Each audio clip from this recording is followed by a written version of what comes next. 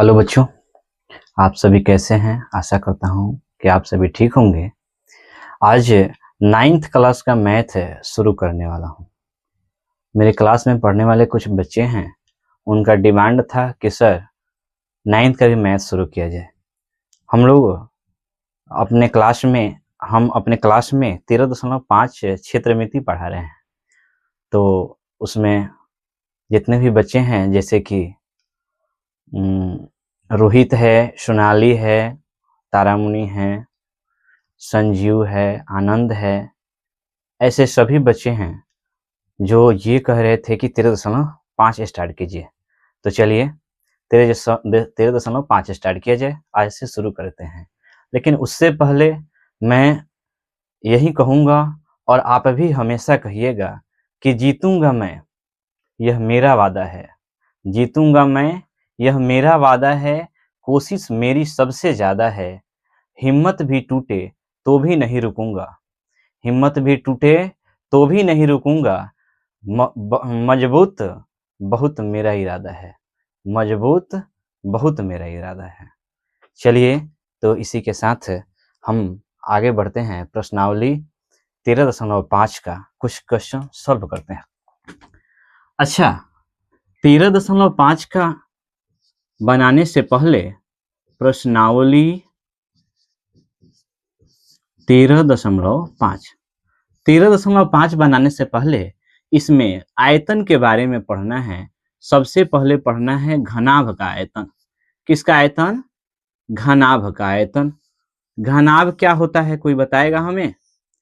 तो घनाभ एक आयत से बना हुआ आकृति होता है जो त्रिविमीय होता है, माने 3 बीमा वाला, जिसमें लंबाई होता है जिसको एल कहते हैं, चौड़ाई होता है जिसको बी कहते हैं, ऊंचाई होता है जिसको हम लोग एच कहते हैं।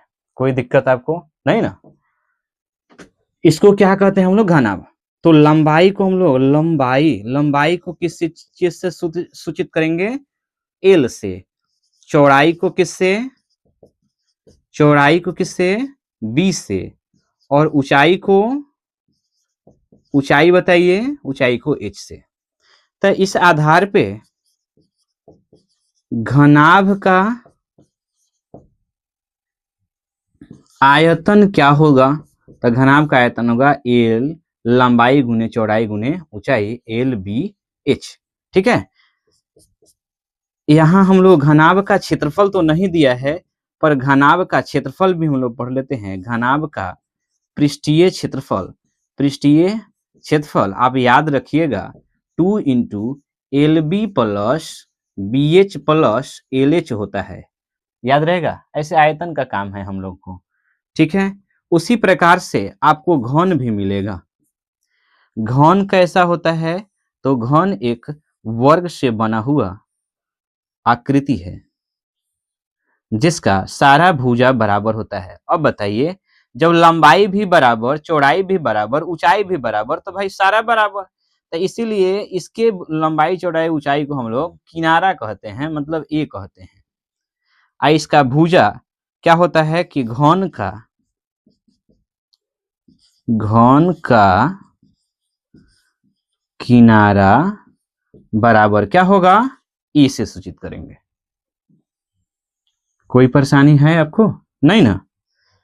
तो घन का आयतन क्या होता है, कोई बताए हमें? बताइए। तो घन का आयतन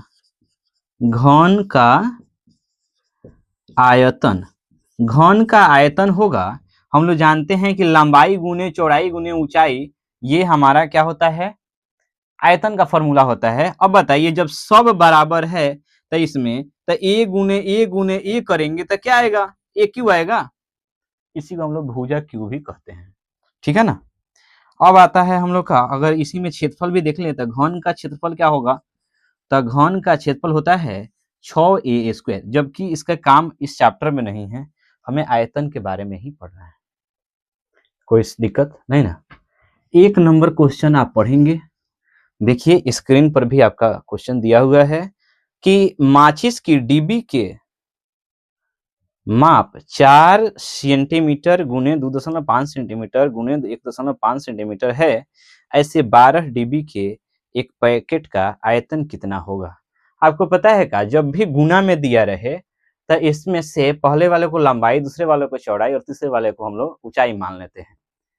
क्योंकि आप कभी भी देखे होंगे, हम लोग छत की बात करते हैं, जमीन की बात करते हैं, तो कोई कहता है कि रूम कितना का है, तो हम लोग कहते हैं कि 10 बाई 12 का है, ठीक है।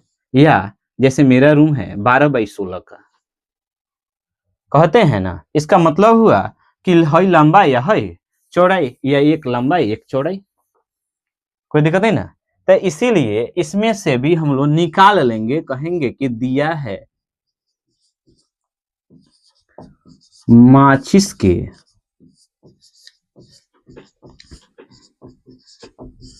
डिब्बी की लंबाई कितना, माचिस के डिब्बी की लंबाई कितना हो जाएगा, 4 सेंटीमीटर, चौड़ाई कितना हो जाएगा, 2.5 सेंटीमीटर, और ऊंचाई कितना हो जाएगा, तो 1.5 सेंटीमीटर। प्रश्नानुसार 12 डिब्बी का आयतन। हम लोग जानते हैं का कि लंबाई चौड़ाई ऊंचाई दिया रहेगा तो घनाभ की तरह काम करेगा। किसकी तरह काम करेगा, घनाभ की तरह। अब एक घनाभ का क्षेत्रफल कितना होता, आयतन कितना होता है, एल बी एच।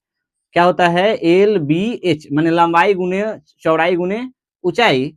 ऐसे 12 गो डिब्बी है तो 12 से गुना कर देंगे, आपको कोई दिक्कत होगा नहीं होना चाहिए, ठीक है। तो फाइनली हमारे पास क्या आएगा, एल का मान हो जाएगा 4, बी का मान हो जाएगा 2.5, सी का एच का मान हो जाएगा 1.5, गुना में हो जाएगा 12। अगर गुना कर दिया जाए तो हम लोग देख रहे हैं का कि 25 चौका 100 हो जाएगा 100, एक का बाद दशमलव रख देंगे, ये हो जाएगा 15 दूना 30 के 0, हाथ में बचा 3, 15 का 15 या 3 18, एक के बाद दशमलव रख दिए। गुना कर दिया जाए तो 18 दहा के 180 cm³ आंसर हो जाएगा। कोई दिक्कत है आपको नहीं ना। चलिए 2 नंबर देख लेते हैं।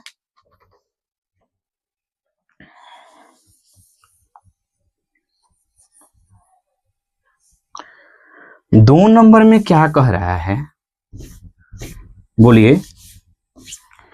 2 नंबर में कह रहा है कि एक घनाभकार पानी की टंकी है।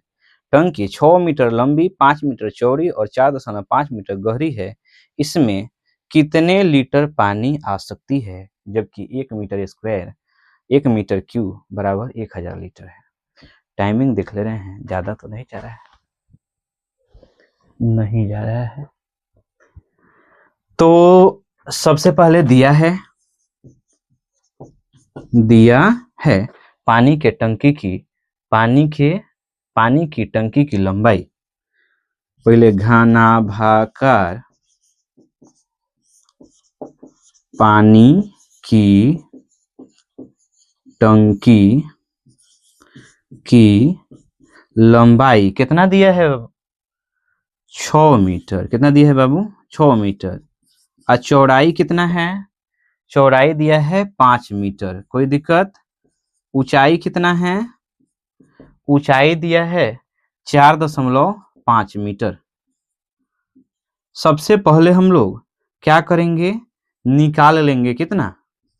तो प्रश्न से हम लोग टंकी का आयतन निकालेंगे। टंकी का आयतन आपको तो मालूम होगा कि टंकी घनाभकार है तो आयतन हो जाएगा एल गुने बी गुने एच। एल का मान है 6 गुने 5 या गुने 4.5। अगर गुना कर दिया जाए तो 6 × 5 = 30, और 30 में जो 45 से गुना कर दिया जाएगा, 30 में 45 से, तो 45 से 3 105, 0 गुना कर लेते हैं। 6 × 5 = 30 और 4.5 5 गुने 30, 6 5 30, ये ना। तो 5 3 15 के 5 तो बचा 1, 4 3 12 1 13। अच्छा 135 होता है, कह रहे हैं क्या दिक्कत हो रहा है। और ये 0 हो गया, दशमलव एगो के बाद दशमलव एगो दशमलव 135 मीटर क्यूब आया। कितना मीटर क्यूब आया? 135 मीटर क्यूब। देखते हैं क्या कि क्या इसके नीचे भी आपको दिख रहा है। तो हम लोग देख रहे हैं कि हम लोग जानते हैं कि चूंकि 1 मीटर क्यूब बराबर 1000 लीटर, इसलिए 135 मीटर क्यूब बराबर क्या हो जाएगा? 1000 गुना में 135 बराबर आएगा 135, मतलब 1,35,000 लीटर पानी हो जाएगा। कोई दिक्कत है? कोई दिक्कत आपको नहीं ना? चलिए 3 नंबर आप पढ़िए। एक घनाभार बर्तन 10 मीटर लंबा और 8 मीटर चौड़ा है। 10 मीटर लंबा और 8 मीटर चौड़ा है। इसको कितना ऊंचाई बनाया जाए कि इसमें 380 घन मीटर द्रव्य आ सके। मतलब का कि आयतन दे दिया है 380, अब पूछ रहा है कि इसका ऊंचाई कितना होगा। कोई बात नहीं, सिंपल है। 3 नंबर में दिया है, क्या दिया है? तो घनाभार बर्तन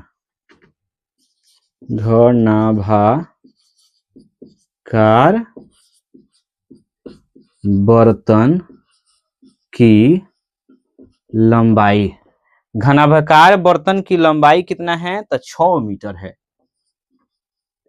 अच्छा चौड़ाई कितना दिया है भाई? तो चौड़ाई दिया है 8 मीटर। अच्छा ऊंचाई मालूम नहीं है, तो माना कि ऊंचाई बराबर h।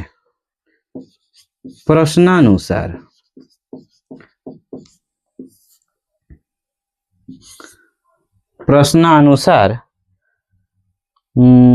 क्या है? बर्तन का आयतन दिया है, बर्तन का आयतन बराबर 380 मीटर क्यूब। 380 मीटर क्यूब बर्तन का आयतन दिया है, 380 मीटर क्यूब। अच्छा बताइए 380 मीटर क्यूब कैसे आया होगा? तो क्या लंबाई गुने चौड़ाई गुने ऊंचाई में गुना किया होगा, तभी तो 380 आया होगा। हाँ तो हम लोग लिखेंगे कि क्या क्या किया है भाई? तो एल गुने बी गुने एच किया है, तभी तो 380 आया है।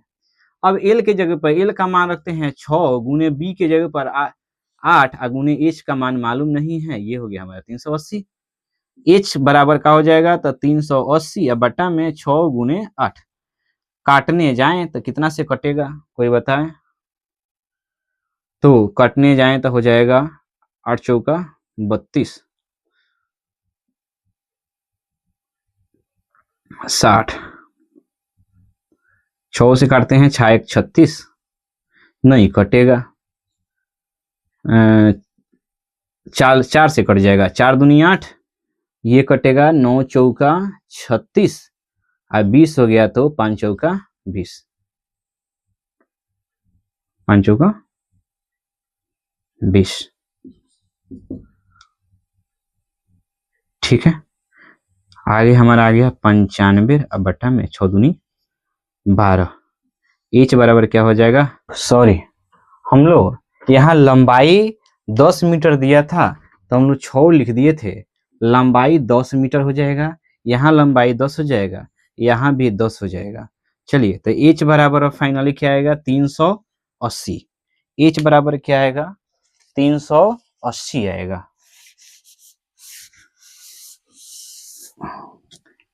एच बराबर 380 अब बटा में 8 दहा के 80, 0 से 0 कट जाएगा। हम 8 से काटने जाएं तो 8 चौका 32 दशमलव 6 बच गया। 8 चौका 32, 6 बचा तो 60 है। 8 छक 8 पचे 40, 8 छक 48, 8 सते 56, 8 सते 56, बच गया 4, 8 बचे 40। इसलिए कहेंगे कि बर्तन की ऊंचाई बराबर कितना हो जाएगा, 4.75 हो जाएगा। कोई दिक्कत है ना, कोई दिक्कत नहीं ना। तो चलिए 13.5 का 3 क्वेश्चन बना, इसके आगे फिर अगले पार्ट में बना देंगे। Thank you. और आगे अपने दोस्तों को भी बताइए कि अच्छा पढ़ाई हो रहा है, और सारे क्लास का मैथ इस पर पढ़ाया जाएगा। 7, 8, 9th और 10th सभी क्लास के न्यू सेशन स्टार्ट होगा, तो जनवरी से फिर एक चैप्टर से आपका पढ़ाई होगा। तो इसीलिए आप सब्सक्राइब करें, दोस्तों को भी बताएं, सूचित करें कि अच्छा से पढ़ाई हो रहा है। तो थैंक यू वीडियो देखने के लिए।